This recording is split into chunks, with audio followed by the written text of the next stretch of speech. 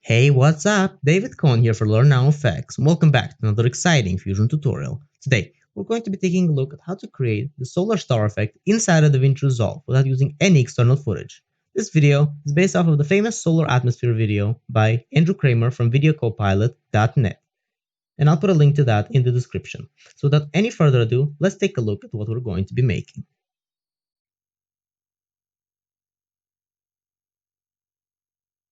So the first thing I'm going to do is I'm going to go over to my project settings and I'm going to change the project resolution to 1920 by 1080 HD, and I'm going to click save. And then I'm going to right click on the media pool and select new fusion composition, and I'm going to call this solar star. And I want it to be 5 seconds long, frame rate 24 frames a second. And I'm just going to click on create. So now I'm going to grab this fusion composition and drag it onto the timeline. Just going to zoom out a little bit so we can see the entire composition. And I want to select the composition and make sure that the playhead is over it. And I'm going to go into the Fusion tab. So now that I'm in the Fusion tab, I'm just going to hide this media pool, and I am going to take the media out node and drag it to the corner where it won't be getting in our way, because we're going to need all of the space for our nodes. So to create this interesting star effect, we need some pretty advanced noise patterns. Now, Fusion does come with a fast noise node that can create some pretty interesting patterns, especially if you bring up the detail. And I'm just going to turn off the checkered underlay so we can see it. If you bring up the detail, you can change the scale, you can turn it to discontinuous, you can invert it, and you can displace one fast noise with another to get some completely different patterns. But this isn't enough to create our solar star effect. So we created a brand new plugin called Turbulent Noise, and you can get this for free on our website. First link in the description below. So Turbulent Noise is an advanced noise creator plugin for Fusion. So right off the bat, we get these pretty interesting noise patterns.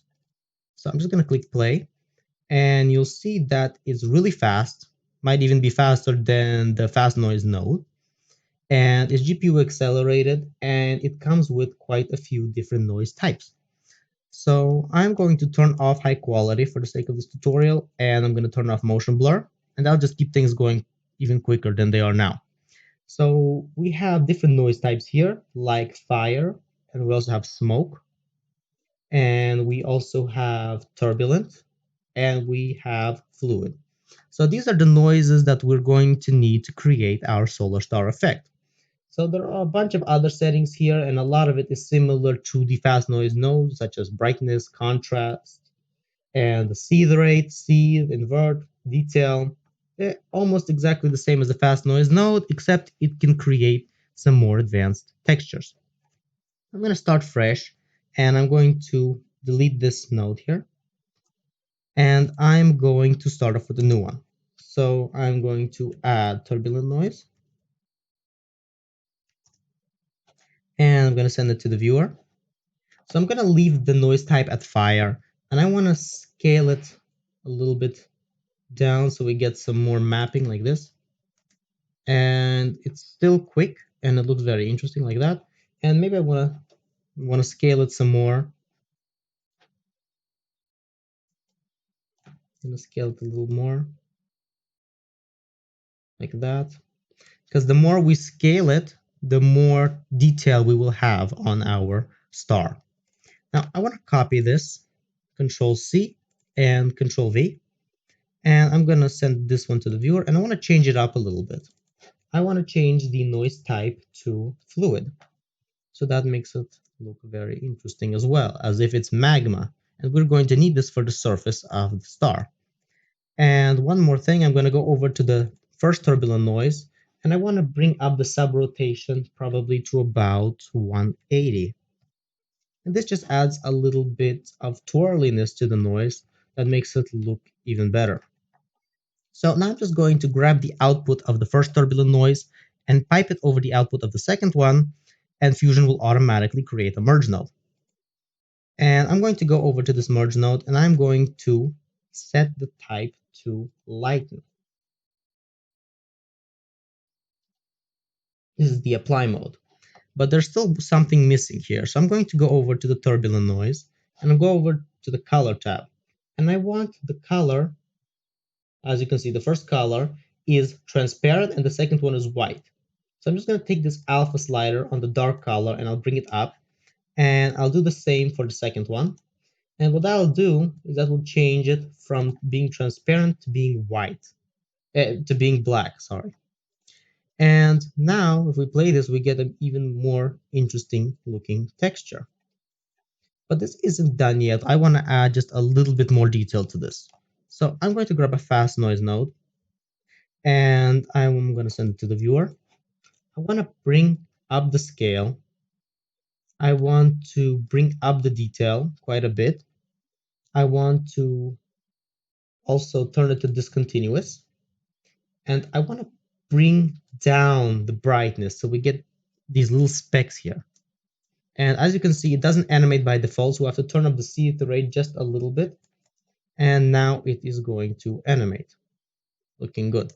Now, there's one problem here, is that when we bring this brightness down to -1, we're creating a lot of negative values. And when we add negative values onto other parts of the texture, it will actually make the entire texture darker. So that's a problem. Now we need to clamp these negative values somehow. So I'm going to select this fast noise and I'm going to add a brightness contrast node. So in the brightness contrast node, I'm going to go to clip and I want to clip the black, and that will get rid of the negative values. Might as well clip white while we're in here as well. It's not going to hurt. And after this, I'm going to add a displace node. And I am going to grab another copy of fast noise. And this one, I don't want to scale it too much and I don't want to add much detail either. I'm going to bring up the see-through rate and I want to change the see to something random, maybe like 35. That'll just offset the animation a little bit. And I'm going to pipe this into the displace node, and I maybe want to bring up the contrast a little bit. So we get something like this. I play it. You'll see that we get a little bit of animation. Might want to make that even faster. So that looks good. And in the displace node, I'm going to displace our spec noise with the second fast noise. So if I bring the displacement's refraction strength up by a little bit, you'll see that we get like a sort of breathing texture, but that looks really cool. And it looks even better on the surface of the star. So now I'm going to merge this over our other noise texture. And that looks cool. Now here, I might actually change the apply mode to darken. And that looks even cooler. But in the second merge, I want to apply this one to lighten. And now it looks really cool. Now, we don't really see the specs of fast noise, so I'm going to add, actually I have a brightness contrast. I'm just going to bring the gain up a little bit so we can actually see them like little clouds. And that makes it look really cool. So now that we're done with our texture, I'm going to add a shape 3D. And I'm going to change the type to sphere. I'm going to send it to the viewer. Zoom out a little bit. And as you can see, if we look close at the sphere, it's really bumpy. And that's because we don't have that many subdivisions. So I want to change the base subdivisions to something like 50. And the height subdivisions also to something like 50. Now, if I view the shaded mode, you'll see that it looks a lot better, a lot smoother. I'm just going to zoom out, rotate a little bit. And I'm going to pipe this texture that we made with the fast noise into the sphere. And it looks pretty cool. And I don't really need the shading. The effect that we're going to make doesn't need the shading. So it looks good like this. Now I want to change the rotation of the shape a little bit. As you can see at the top and at the bottom, we have these little poles. And that's not what we want. I mean, we could work on how to get rid of them, but we're only going to be using half of the sphere anyway, so we don't need to worry about this. As you can see, there's also a seam at the bottom. And we don't need to worry about this either because we are only going to be using half of the sphere. So now what I'm going to do is I'm going to select the shape 3D and I'm going to go to the Transform tab. I want to bring the Z rotation to -90, and I want to go to frame 0, and I'm going to animate the Y rotation. So I'm just going to right click and select animate, and I want to set the value at the first keyframe to 15. And I'm going to go to the last frame of the animation, and I'm going to set it to -15. And Fusion will automatically create a keyframe because it's already animated. So now we're going to get it rotating a little bit. And I know what you're going to say, the sun doesn't rotate, but this isn't exactly the sun. We're trying to make our own sci-fi star. So this looks pretty good. The rotation, the animation of the noise, but I want to make the animation smoother. So I'm going to go to the spline editor, and I'm going to select the shape 3D rotation, and the Y rotation is what we need to smooth out. So I'm going to hit this fit button, and I'm going to select these two keyframes on both sides of the curve, and I'm going to click Shift S, and that will make the animation smoother. I'm going to close the spline editor, and we're going to focus on what we're doing next. So next thing I'm going to do is I'm going to select the shape 3D, and I'm going to click on the camera icon from the toolbar. So if your shape is selected, Fusion will automatically create a merge 3D node, which will allow you to skip a step. So you don't have to actually search for merge 3D. So now what I'm going to do is I'm going to select the merge 3D, and I'm going to add a render 3D node. I want to switch to dual viewer right now, and I want to keep the render 3D in the right viewer and the 3D scene in the left viewer. Now, I'm going to rotate a little bit in the 3D scene, and make sure to select the camera 3D and not the merge 3D.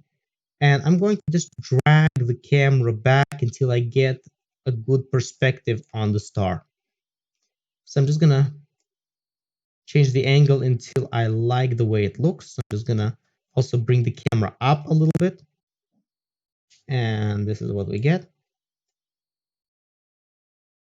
Maybe move it a little bit closer, maybe move the camera a little higher. Now remember, the higher we move the camera, the lower the sphere will appear. So that looks pretty good. And we're pretty much done for this. Now I'm going to work on how to create a glow for this star.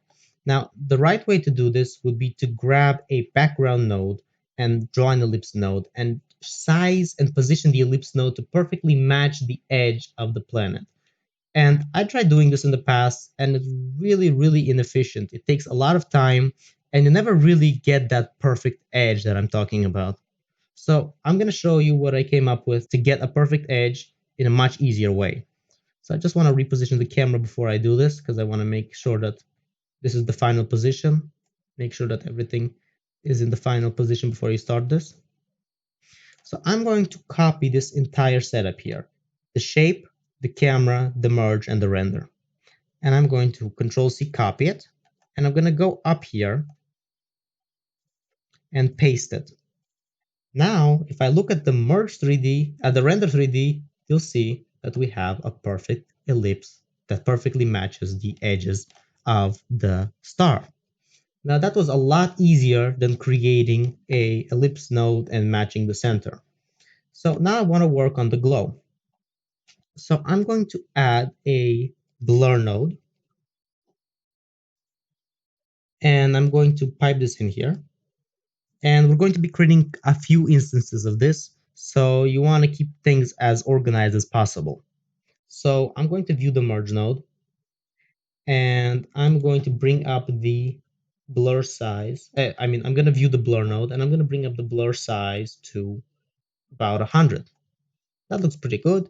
And now I'm going to get a copy of this blur node, paste it here, and pipe in the output of the render 3D into the blur node.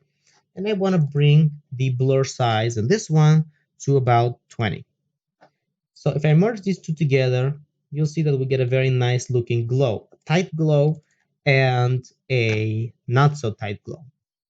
So I want to merge this under the planet. So I'm just going to drag the output, and I'll zoom out for you to see what happened here. So if I look at the merge node, you'll see that it merged over the planet. So if I select this merge node and click Control T, it will move it to the background. And that looks pretty cool. Now, I also want to create an inner glow for this, and that will take a little bit more effort. So I'm going to search for a channel booleans tool, BOL. So control space bar on the keyboard to bring up the search box, by the way. And if you're on Mac, I believe it's shift space bar. So I'm going to add a channel booleans node, and I'm going to pipe the output of the render 3D into both of the inputs of the channel booleans, the foreground and the background. So I'm going to select this channel booleans node and set the operation to subtract.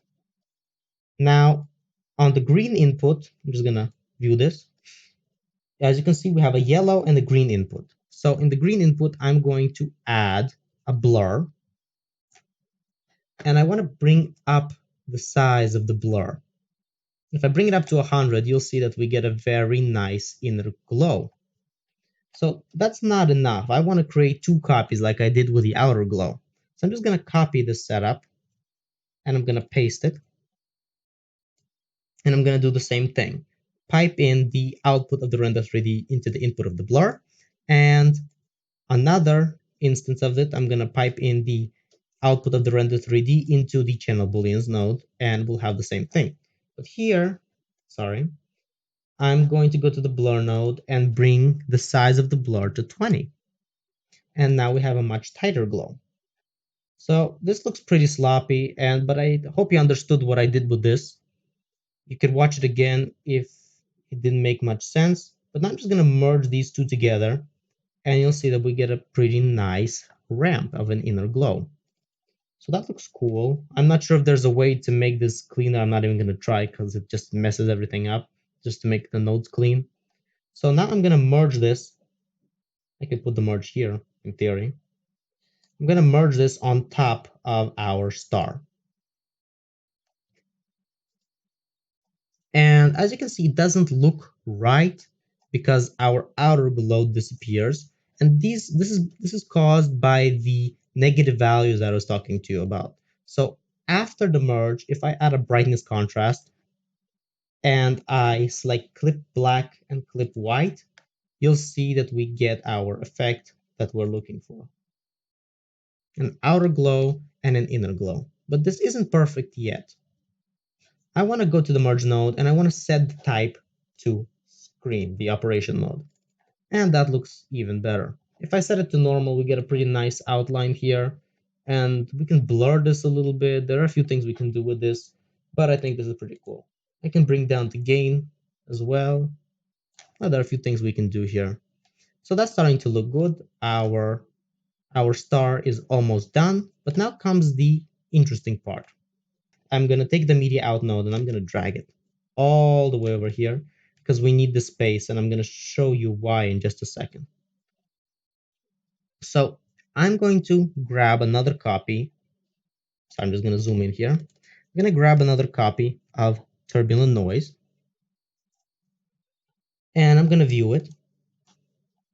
And this is our fire preset. So if I bring the size down like that, I want to get some more detail. I want to bring the sub rotation up probably to 90, and that looks pretty good.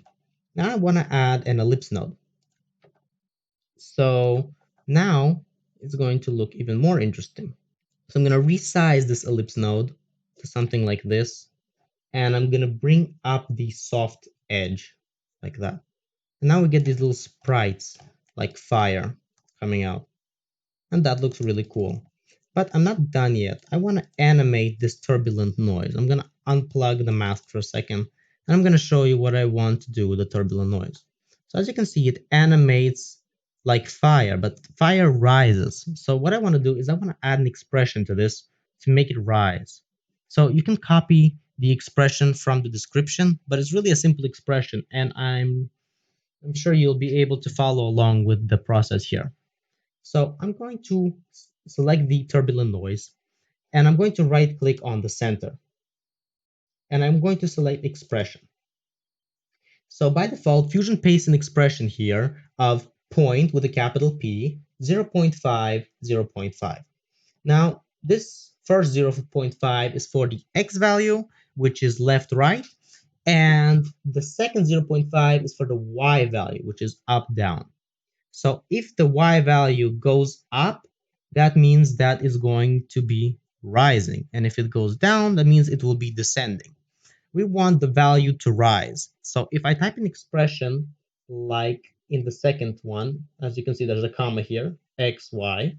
So I'm going to type something like time, which is a variable that we can type in all expressions. This will reference the current frame. And I'm going to do time times 0.02. Now, if I play this, you'll see that it's rising, but this is too fast. I think it's way too fast, actually. So I'm going to do 0.005. So that's even better. We get a nice slow rising fire. So now I'm going to pipe this mask back into the turbulent noise. And if I play it, you'll see that we get this rising fire. And after the turbulent noise, I'm going to add a brightness contrast node. And I'm going to bring the gain up to 1.3. And I'm going to reposition this, make this a little bit higher in the flow to keep things comfortable here. And after this, I'm going to add a DVE node, which is your 2.5D infusion. I'll explain in just a little bit how this works. And after this, I'm just going to pipe this over our star layer.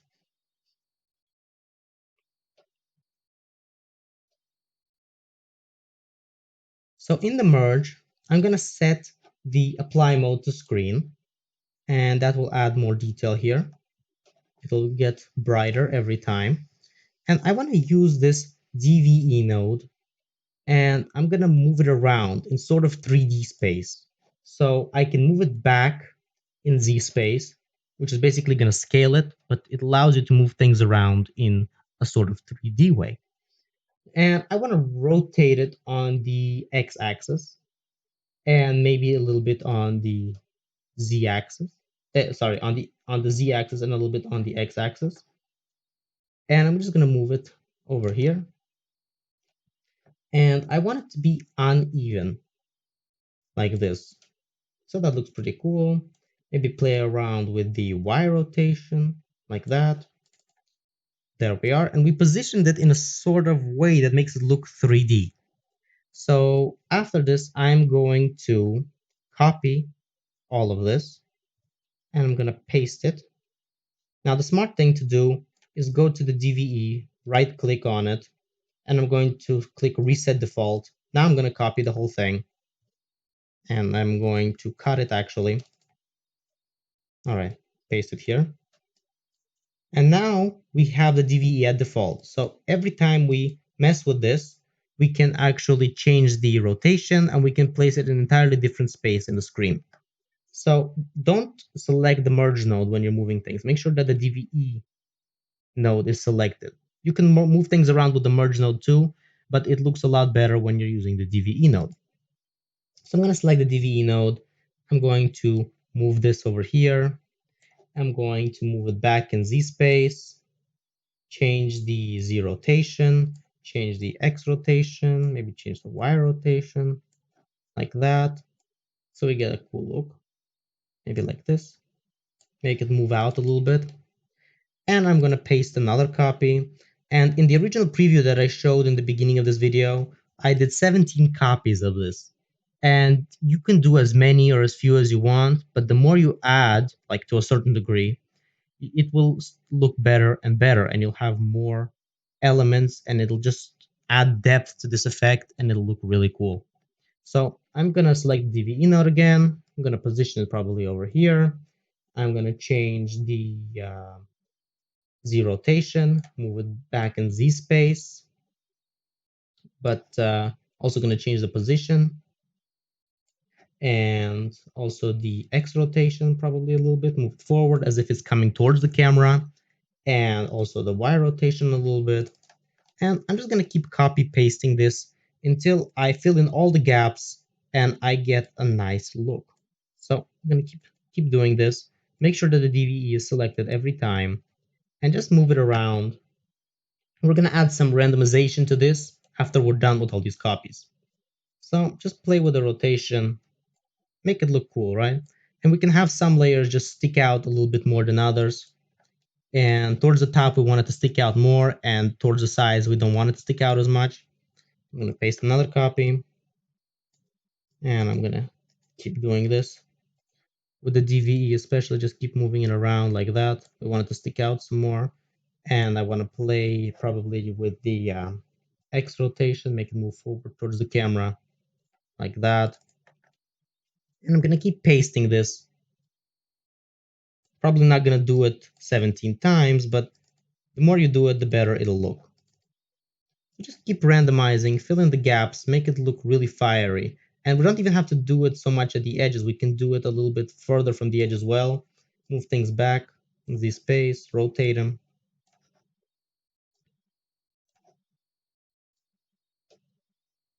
One feature request that I would have for BMD is if they could add like a nice control widget, so we can control the X, Y, and Z rotation on the screen instead of having to move these screw controls. That would be cool though. So I'm just gonna paste another copy, keep adding, and let's see how this goes. Like that. Move it back in Z space. Probably put some over here, like that. So we get some all over the star. And I want to put some more on top to add some more dimension.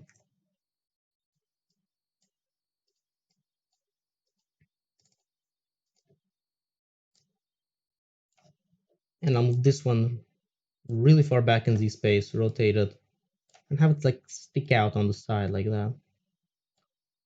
You can also go over here and change the shape of the ellipse, so I can make it tall and skinny like that. So that looks pretty cool. There are a lot of things you can do to randomize this, and I'm going to show you some randomization tricks in just a little bit. So I'm going to paste a fresh copy here, and I want to change something in this one. I'm going to go to the brightness contrast node, and I'm going to bring the gain up to 1.7, like really bright. I want some super brights in this image. So if I view this, you'll see that this is like really bright. Maybe bring up the gain even more till we get some like really bright, like that. And that looks pretty cool. And I'm going to copy it. So now the next time I'm going to paste a copy is going to be a super bright copy. So I'm going to put these closer to the top. Just going to move it over here. And I want to move them back in Z space to get these like bright copies near the edge. And I'm just going to rotate. Looks pretty good. And I only want like three or four copies of this, of the super bright ones. So I'm just going to keep doing this. And use the DVE, move it back in Z space, reposition it, rotate, like that, move it back even further. And we want it to be the brightest towards the top. So we don't want it to be bright at the edges, because the fire is probably hottest at the top. So I'm going to keep moving it back, like that. And it's starting to look really cool. Now, one thing I want to do is I'm just going to move this over here. Just move them all closer to each other, so we get a nice clean and organized flow. I mean, this isn't necessary, of course, but I like to keep the flow clean.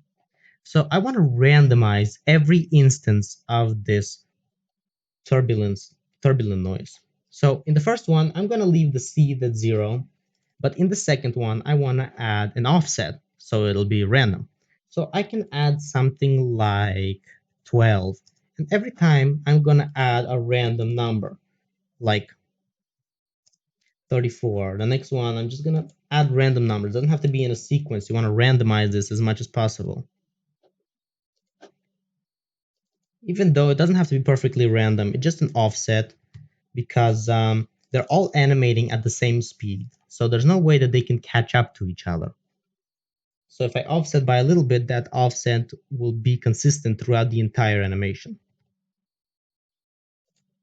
And don't worry if you copy the same number a couple times.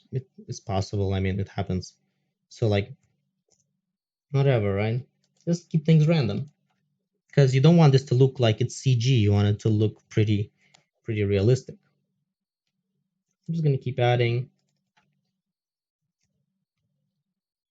and make sure there's the seed that you're changing, not the seed rate, because the seed is the offset of the animation and the seed rate is the speed of the animation. So I'm just gonna keep adding, probably make it like whatever number you like. So you can even do high numbers like that. All right, so that looks pretty cool. Now I want to add something else. I want to add a brightness contrast node, and I want to clip the whites and clip the blacks because we're going to be using a gamma after this. We're going to animate the gamma, and when you bring the gamma low and you have overbrights and you have negative values, then the gamma just doesn't work right. Like, it's probably to do with the way gamma is calculated, but I don't blame the brightness contrast node. I mean, I don't think it's meant to deal with such overbrights like this. But clamping doesn't really change what we see, as you can see. We see the before and the after doesn't really change much.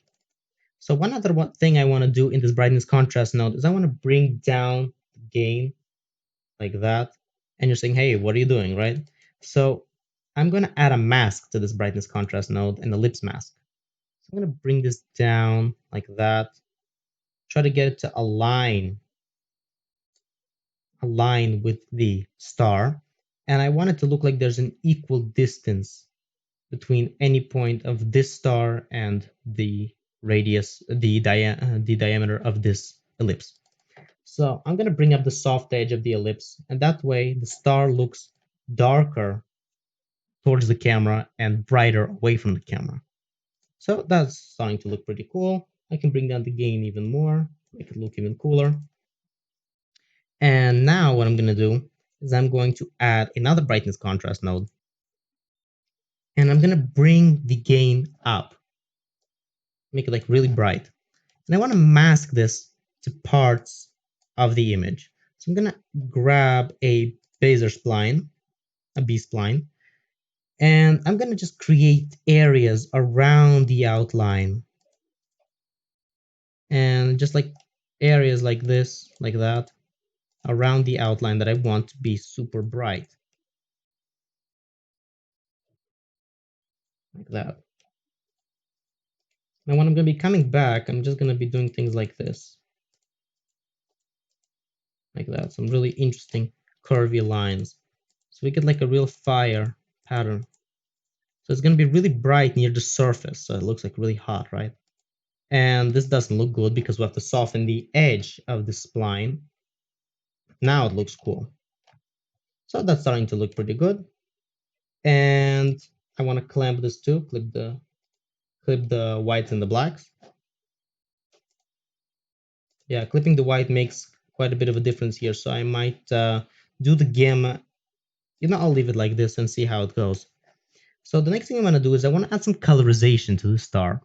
And it doesn't even have to be an orange like the real sun. You can even make it blue, make it like a blue giant, right? So I'm going to add a color curve to this. And I'm going to disable the alpha, the green, and the blue. And I want to work only on the red channels right now. So I'm going to create a point closer to the top in the curve.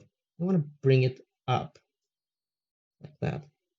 And make sure that you're viewing your color curves while you're doing the color correction. So I'm going to bring it up. And on the keyboard, I'm going to click Shift S. And that'll make the point smooth. And I'm going to unselect red. And I'm going to select blue. And I want to create a point near the bottom. And I'm going to bring it down like that. And I want it to be exactly the opposite of the red curve. So I'm just going to click Shift S. And let's see how that looks. That looks pretty good. It looks like the opposite of the red curve, and we're getting there. Now we just need to deselect the blue, and I'm going to select the green, I'm going to select the bottom point. I'm not going to create any additional points. Just make sure that you touch it a little bit. And we get this handle. So I'm going to bring this handle down. And I'm going to select the upper point. And I'm going to bring the handle up like that. And that's starting to look really cool. Now, one other thing you can do to add some real intense colorization to this is you can try out our free plugin Tintensity, and that really adds some kick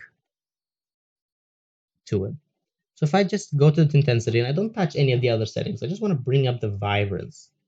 So the higher I bring it, as you can see, it also creates some interesting things here because it isn't clamped. So I can take out this brightness here and apply it after. So that looks better. Or does it? I mean, if I undo that, yeah, that looks fine. Try not to bring up the intensity too high. We can try the different modes here. We can try basic, and that looks better. If I bring up the vibrance, yeah, that looks even better. All right.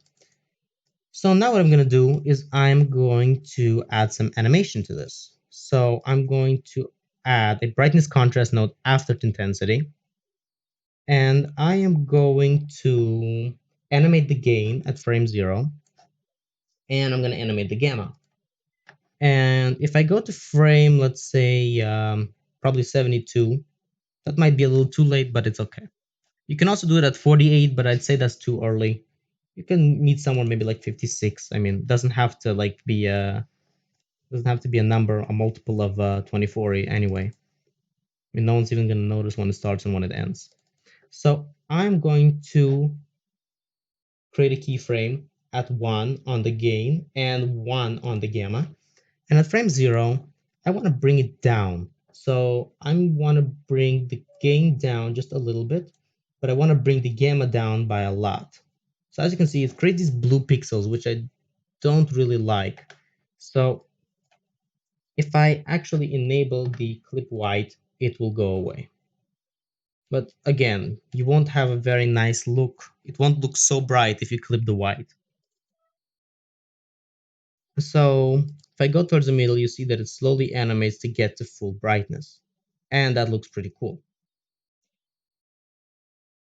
So the playback is pretty slow, but we did copy paste a lot of layers, a lot of nodes in this composition, and it looks pretty cool.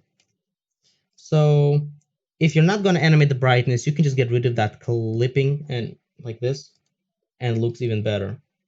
Like disable clip white, it becomes brighter. You probably might not even notice the difference. So after this, I'm going to go to the spline editor and I'm gonna deselect the shape 3D. But I want to go and I want to select the brightness contrast that we animated. And I want it to be selected, and I'm going to hit this fit button to fit the entire curve in the spline editor. So I'm going to zoom out just a little bit, and I'm going to select these frames, and I'm going to click on the keyboard Shift S, and that will make them smoother. So that looks pretty cool. And one more thing I want to do is I want to add a little bit of a parallax effects to this.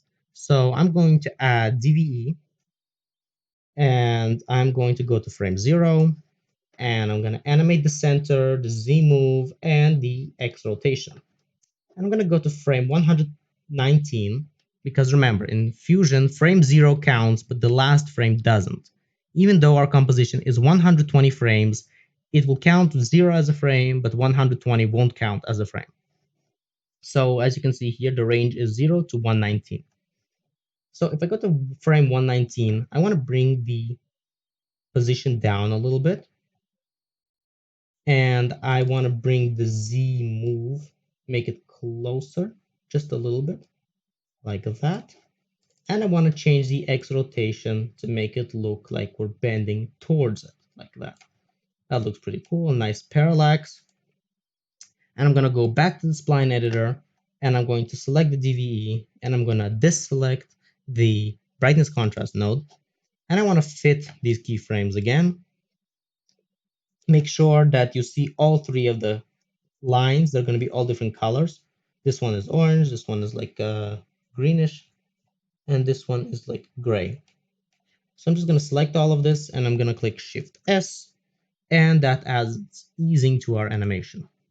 Now, this looks really good. And another thing you could do to add some spice to this is after the torch, as you can see, after the turbulent noise, you could add something like an Unsharp Mask, and you could bring the size to 1.5, and that'll just add some sharpness to this, and it looks really cool. If I toggle this before after, it makes it look a lot sharper.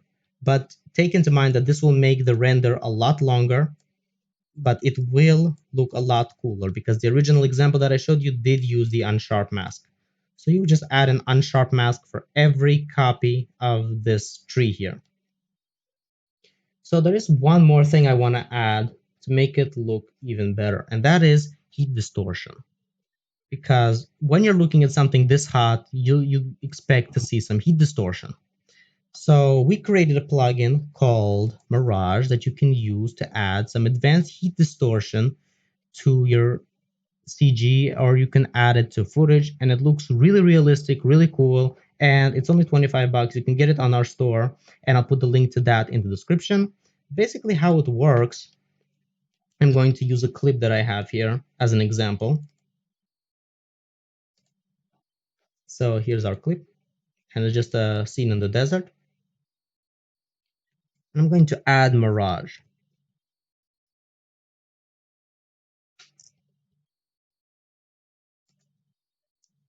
So right off the bat, we get this very nice, subtle heat distortion effect. We get the heat signatures, we get a little bit of distortion. I'll play this so you can see what I'm talking about. This is a high quality clip, so it takes a while to play. But it's very hard to notice when it's so subtle. So I'm just going to bring up the strength for the sake of an example. So I'm going to bring up the distortion strength, distortion height, and the heat amount. And now you'll probably notice what it looks like. So we get some pretty advanced controls here. You can mask it to a region. Like if you're looking at a road, you can mask it just at the region of the asphalt because that's the hottest part of the picture of the scene. And we get some pretty advanced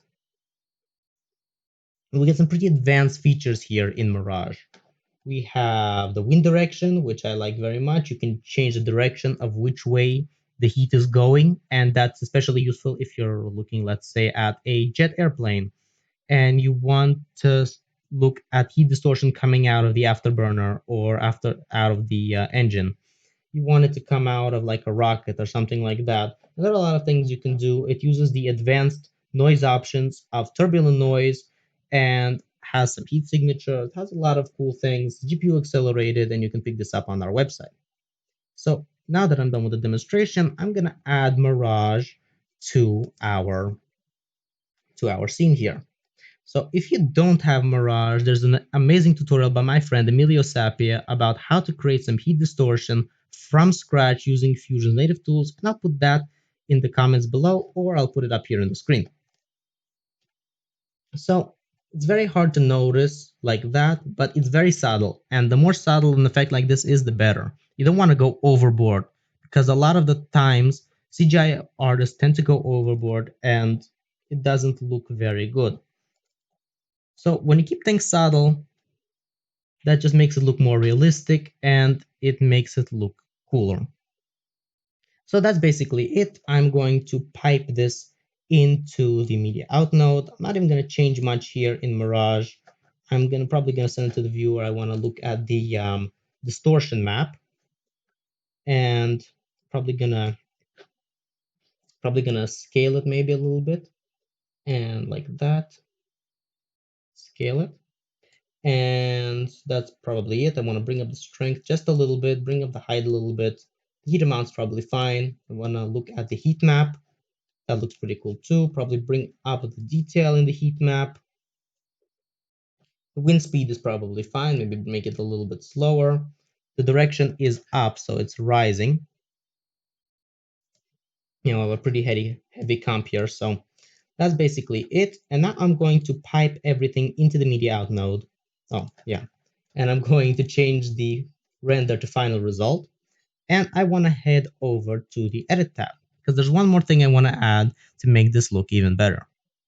So it takes a while for it to actually load on the edit tab because it has to run through all of the things that we added. But once it gets here, we're going to add one more thing. So I'm going to zoom out and I'm going to go over here to timeline and I'm going to select output blanking. So I want the output blanking to be 2.35. I'll add a cinematic aspect ratio to our sun solar star here. And that's starting to look pretty cool. So that's basically it for this effect. I hope you guys like this video. Until next time, I'm David Cohen and this is Learn Now Effects.